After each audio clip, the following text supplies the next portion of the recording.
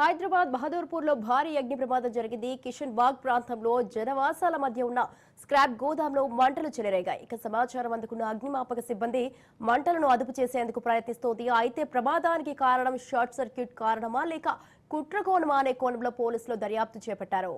హైదరాబాద్ బహదూర్పూర్లో భారీ అగ్ని ప్రమాదం జరిగింది. కిషన్ బాగ్ ప్రాంతంలో జనవాసాల మధ్య ఉన్న స్క్రాప్ గోదాంలో మంటలు చెలరేగాయి. సమాచారం అందుకున్న అగ్నిమాపక సిబ్బంది మంటలను అదుపు చేసింది. అయితే ప్రమాదానికి కారణం షార్ట్ సర్క్యూట్ కారణమా లేక కుట్రకోణమా అనే కోణంలో పోలీసులు దర్యాప్తు చేపట్టారు.